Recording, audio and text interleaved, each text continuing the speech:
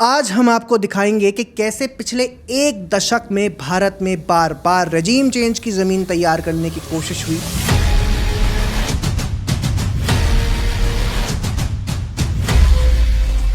नेपाल में जो Gen Z protest हुआ वो हमें चेतावनी देता है कि अगले कोशिशें भारत में भी इसी कार्ड से हो सकती है।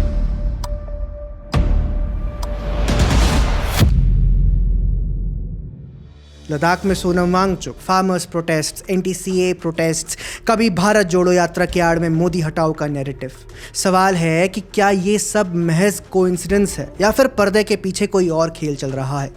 आज हम आपको दिखाएंगे कि कैसे पिछले एक दशक में भारत में बार बार रेजीम चेंज की ज़मीन तैयार करने की कोशिश हुई, ठीक उसी तरह जैसे नेपाल, श्रीलंका या अरब देशों में हुई थी, और कैसे अभी भी मोदी सरकार के खिलाफ साजिशें चल रही हैं। आप खुद देख सकते हैं, ऐसा लग रहा है जैसे भारत के कोने कोने में, हर हिस्से में जैसे आग लगाने की कोशिशें हो रही हैं, और अगर हम सतर्क नहीं रहे तो आंच आपके घर तक भी पहुंच सकती है। दोस्तों, आपने अरब देशों में तख्ता पलट के बारे में बहुत सुना होगा, अरब स्प्रिंग्स वगैरह वगैरह। इराक में सत्ता बदली, लीबिया में सरकार गिराई गई, पाकिस्तान में इमरान खान को किनारे कर दिया गया, श्रीलंका में राष्ट्रपति को भागना पड़ा। इन सब के पीछे एक ही प्लेबुक काम करती है, रेजीम चेंज प्लेबुक। अब बड़ा सवाल यह है कि क्या वही प्लेबुक भारत के लिए भी तैयार की गई थी? क्या सीए विरोध, Shaheen Bagh, farmers protests, international tool kit और India is no longer a democracy जैसे नैरेटिव्स दरअसल उसी ग्लोबल गेम का हिस्सा थे? और अगर ऐसा था तो कैसे बार बार पीएम मोदी ने इन चालों को नाकाम किया, कभी एक कदम पीछे हटकर तो कभी सीधे पलटवार करके। दोस्तों, रेजीम चेंज कोई नया कॉन्सेप्ट नहीं है। कोल्ड वॉर से लेकर आज तक जब भी किसी देश की सरकार ग्लोबल पावर्स के हिसाब से नहीं चली तो वहां सीधे सैनिक आक्रमण से लेकर मीडिया प्रोपेगेंडा और आर्थिक प्रतिबंध तक हर हथकंडा अपनाया गया। सीआईए और वेस्टर्न थिंक टैंक की किताबों में इसे डेमोक्रेसी प्रमोशन या सिविल सोसाइटी स्ट्रेंथनिंग कहा गया है। सुनने में तो बहुत बढ़िया लगता है, लेकिन असल में यह है रेजीम चेंज का दूसरा नाम। और ये सब कैसे होता है, आइए स्टेप बाय स्टेप आज हम इसे आपको समझाते हैं। स्टेप 1, मास प्रोटेस्ट ट्रिगर। जनता के बीच किसी मुद्दे को हवा दो, चाहे वो पेट्रोल डीजल की कीमत हो, बेरोजगारी हो या फिर भ्रष्टाचार। छोटे छोटे छात्र आंदोलन या सोशल मीडिया कैंपेन्स को अचानक ग्लोबल कवरेज मिलने लगती है। इसका एक उदाहरण तो वोट चोरी कैंपेन है। वोट चोर, वोट चोर। राहुल गांधी ने कुछ कह दिया, अब रॉयटर्स से लेके फाइनेंशियल टाइम्स हर कोई ऐसे रिपोर्ट कर रहा मानो भारत का इलेक्टोरल सिस्टम बड़े खतरे में है। Step 2, economic destabilisation. IMF, world bank जैसी संस्थाओं के जरिए दबाव बनाओ, करेंसी गिराओ, कर्ज का संकट, अचानक फ्यूल क्राइसिस जैसा माहौल बनाओ। दोस्तों, फ्यूल क्राइसिस वाली सिचुएशन इंडिया में भी आ सकती थी, मगर मोदी सरकार ने रूस से तेल लेने का फैसला किया था। इससे हुआ ये कि यूरोप में हो रही जंग से भारत के नागरिकों पर कोई दुष्प्रभाव नहीं पड़ा। कोशिशें तो अभी भी जारी हैं, जैसे भारत पर दबाव बनाया जा रहा है भारत अपने एग्रीकल्चरल सेक्टर अमेरिकी उत्पादों के लिए खोल दे। लेकिन प्रधानमंत्री मोदी के नेतृत्व में भारत कभी इन दबावों के आगे नहीं झुका और अपने मार्केट में उन उत्पाद को जगह नहीं दी जिससे देश के किसानों को नुकसान हो। जब ये हुक काम नहीं करता तो हम आते हैं स्टेप 3 पर। स्टेप 3 यानी कि media narrative and international pressure. BBC, CNN, NYT जैसी मीडिया संस्थान पिछले 11 वर्षों से लगातार भारत को घेरना चाह रहे हैं। 11 वर्षों से इन मीडिया हाउसेस को भारत में लोकतंत्र खतरे में ही दिखाई देता है। इनके लिए भारत में ह्यूमन राइट्स है ही नहीं।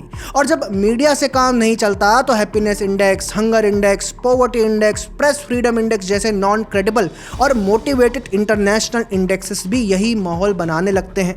इसके आगे है चौथी मंजिल। Step 4, political defections and street chaos. Local नेताओं को तोड़ना, विपक्ष को ग्लोबल सपोर्ट दिलवाना, सड़कों पर हिंसा, दंगे, पुलिस वर्सेस जनता का टकराव, law and order situation create करना जिससे सरकार की लेजिटिमेसी गिराने का एक प्रयास हो। ये सारे स्टेप्स जब बारी बारी किए जाए तो मतलब कि रेजीम चेंज का खेल शुरू हो चुका है। और इसकी तमाम केस स्टडीज़ भी हैं। लीबिया में क्या हुआ, नैरेटिव बनाया गया कि गद्दाफी डिक्टेटर है, वहाँ लोगों को मार रहा है, डेमोक्रेसी को बचाना है, लेकिन रियलिटी ऑयल रिजर्व्स पर वेस्टर्न कंट्रोल बना रहे। फिर क्या हुआ, लीबिया में आया नेटो, गद्दाफी को हटाया गया और ये देश आज तक अस्थिर है।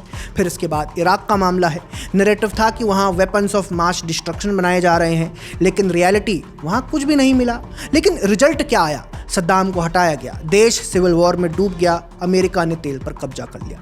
देखिए, मैं लीबिया और इराक के नेताओं का समर्थन नहीं कर रहा, ना कर सकता हूं। मैं बस उदाहरण देके रजीम चेंज प्लेबुक आपको समझा रहा हूं। फिर श्रीलंका की बारी।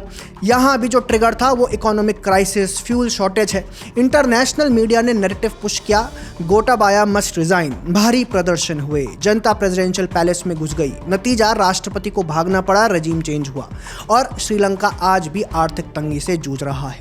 फिर पड़ोसी देश पाकिस्तान को कैसे भूल जाए। इमरान खान अपने देश के राइटफुल ओनर अमेरिका से खराब व्यवहार कर रहे थे कि ये स्ट्रेटेजिक बेस नहीं दूंगा। फिर US official Donald Trump Pakistan आता है, अचानक ओपोजिशन एक साथ होता है, आर्मी न्यूट्रल हो जाती है और इमरान के खिलाफ नो कॉन्फिडेंस मोशन आता है और वो सत्ता से बाहर हो जाते हैं। सबसे बेहतरीन एग्जाम्पल तो बांग्लादेश का है। फ्रीडम फाइटर्स के बच्चों को आरक्षण देने की चिंगारी इतनी भड़की कि शेख हसीना के खिलाफ डेमोक्रेसी मूवमेंट ही खड़ा हो गया। नैरेटिव बना कि हसीना ने चुनाव में धांधली की, ह्यूमन राइट्स अब्यूजेस किए, यूएस की डीप स्टेट एजेंसियों ने बाकायदा प्रोटेस्ट को फंडिंग दी और रिजल्ट, शेख हसीना को अपने देश से ही भागना पड़ा और डीप स्टेट के करीबी मोहम्मद यूनुस को चीफ बना दिया गया। पैटर्न साफ है दोस्तों, पहले प्रोटेस्ट करो, फिर इकोनॉमिक स्क्वीज, फिर मीडिया नैरेटिव और आखिर में पॉलिटिकल कोलैप्स। अब सवाल ये है, क्या यही स्क्रिप्ट भारत में भी प्ले की गई? अब जरा सोचिए, सीएए प्रोटेस्ट से लेकर फार्मर्स प्रोटेस्ट और इंटरनेशनल टूल किट तक, क्या ये सब घटनाएं आइसोलेटेड थी या फिर एक बड़े गेम का हिस्सा? अब हम भारत की कहानी खोलकर देखते हैं। भारत दुनिया का सबसे बड़ा लोकतंत्र है। यहाँ रजीम चेंज केवल जनता के वोट से ही संभव है, लेकिन जब किसी को जनता का मैंडेट ना मिले तो फिर वही पुराना ग्लोबल प्लेबुक एक्टिवेट होता है और यही भारत में पिछले 10-12 सालों में कई बार देखा गया।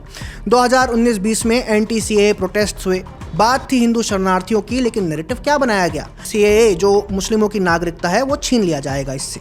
शाहीन बाग में लंबा प्रोटेस्ट चला, इंटरनेशनल मीडिया ने इसे डेयरिंग रेवोल्यूशन का तमगा दे दिया। वॉशिंगटन पोस्ट से लेकर अल जजीरा तक ने हेडलाइन चलाई, India's Muslims are under attack. यहाँ देखिए प्लेबुक, लोकल प्रोटेस्ट होता है, फिर ग्लोबल एम्प्लीफिकेशन होता है। इशू था रेफ्यूजीज का, लेकिन बना दिया गया डेमोक्रेसी वर्सेस डिक्टेटरशिप का। और सीएए प्रोटेस्ट का क्लाइमैक्स बना 2020 के दिल्ली राइट्स। टाइमिंग देखिए, डोनाल्ड ट्रंप का इंडिया दौरा, नैरेटिव बना India burning while Trump visits Modi. International headlines में क्या दिखाया गया? India as the land of communal riots, लेकिन रियलिटी, सोशल मीडिया टूलकिट्स और फंडिंग लिंक सामने आए। शाहीन बाग से लेकर जेएनयू तक एक नेटवर्क काम कर रहा था। ये बातें पुख्ता हुई जब शर्जील इमाम और उमर खालिद जैसे लोगों को जेल हुई। फिर आता है फार्मर्स प्रोटेस्ट। 3 एग्रीकल्चरल लॉज, एम था किसान को मंडी सिस्टम से बाहर विकल्प देना, लेकिन नैरेटिव कैसा बनाया गया? Corporate takeover of agriculture, Punjab livelihood at stake, और फिर दिल्ली की सीमाओं पर महीने तक प्रदर्शन चला। ग्रेटा थनबर्ग की टूलकिट बाद में लीक हुई, जिसमें लिखा था कि इंटरनेशनल सेलिब्रिटीज को कैसे मोबिलाइज करना है। रिहाना और मियां खलीफा जैसे किसानों ने आवाज उठाई।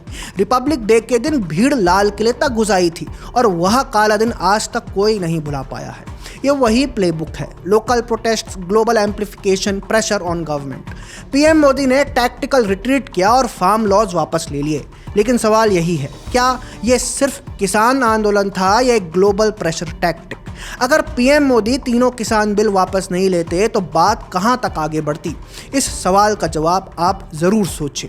और thanks to so called environmentalist Greta Thunberg, उसके एक ट्वीट ने इनकी सारी पोल खोल कर रख दी। हैशटैग्स कब चलाने हैं, कौन कौन से एमपीज इन्फ्लुएंसर्स को टारगेट करना है, इंटरनेशनल मीडिया को कैसे पिच करना है। यानी प्रोटेस्ट ऑर्गेनिक नहीं था बल्कि स्क्रिप्टेड था। ये वही स्क्रिप्ट है जो यूक्रेन मेडन प्रोटेस्ट में चली थी, जो हांगकांग प्रोटेस्ट में भी चली थी। इसमें जो सबसे इंपॉर्टेंट टैक्टिक है वो इंटरनेशनल मीडिया, बायस्ड स्कॉलरशिप और इंडेक्स गेम। दोस्तों, 2019 के बाद से अचानक freedom house, V-Dem, reporters without borders जैसी एजेंसीज ने भारत को आड़े हाथों लेना शुरू कर दिया। कह देना शुरू कर दिया कि जैसे इंडिया इलेक्टोरल ऑटोक्रेसी बन गया है। डेमोक्रेसी इंडेक्स में इंडिया की रैंकिंग गिराई गई। ह्यूमन राइट्स रिपोर्ट में कहा गया minorities are unsafe in India. Narrative push किया गया, इंडिया अब इलेक्टोरली अथॉरिटेरियन स्टेट बन चुका है। ये सब एक साथ क्यों हुआ? क्योंकि डोमेस्टिक प्रोटेस्ट से पॉलिटिकल कोलैप्स तो नहीं हो पाया, तो अब इंटरनेशनल प्रेशर बनाया गया या फिर भविष्य के प्रोटेस्ट के लिए जमीन तैयार करने का काम हुआ। तो दोस्तों, आपने देखा, सीएए से लेकर फार्म लॉस तक, टूल किट से लेकर डेमोक्रेसी इंडेक्स तक, हर मोर्चे पर वही ग्लोबल प्लेबुक आजमाई गई। लेकिन भारत में ये पूरी तरह क्यों सफल नहीं हो पाई? इसका सीधा सीधा जवाब है मोदी सरकार की स्ट्रेटजी, टैक्टिकल रिट्रीट्स और कैलकुलेटेड काउंटर अटैक्स। इसके बारे में हम थोड़ा आगे और बातचीत करेंगे, लेकिन पहले चलते हैं हमारे पड़ोसी नेपाल की तरफ। नेपाल में जो हुआ उसने पूरे दुनिया का ध्यान खींचा। हजारों की संख्या में जनजी युवा सड़क पर उतर आए, भ्रष्टाचार, बेरोजगारी और राजनीतिक अस्थिरता के खिलाफ। पहली नज़र में तो ये एक जेन्युइन यूथ मूवमेंट लगता है, लेकिन थोड़ा गहराई से देखने के बाद इसमें वही पैटर्न दिखता है जो सीएए और फार्म लॉज प्रोटेस्ट में था। आंदोलन का चेहरा 20 से 25 साल के युवा बने। सोशल मीडिया मोबिलाइजेशन हुआ, Instagram reels, TikTok, Twitter spaces, Discord इत्यादि, meme, songs, viral slogan, same tool kit style. फिर इंटरनेशनल एम्पलीफिकेशन हुआ। बीबीसी, अल जजीरा और कई वेस्टर्न मीडिया ने तुरंत इसे फ्रंट पेज पर जगह दी और नैरेटिव बना Nepals young generation versus old corrupt politics. UN और ह्यूमन राइट्स ग्रुप्स ने भी स्टेटमेंट्स जारी किए। और फिर अंडरलाइंग जियोपॉलिटिक्स तो है ही, क्योंकि नेपाल का स्ट्रेटेजिक लोकेशन बहुत अहम है। यूएस फंडेड एनजीओ और यूरोपियन फाउंडेशन लंबे समय से काठमांडू में एक्टिव भी हैं। प्रोटेस्ट का टाइमिंग सस्पिशियस था, ठीक उसी समय जब नेपाल को चाइनीज BRI और US MCC प्रोजेक्ट के बीच चुनना था। नेपाल का ये प्रोटेस्ट सिर्फ लोकल इशू नहीं था, बल्कि एक प्रयोग था। जेनजी कार्ड अब ग्लोबल प्लेबुक में ऐड हो चुका है।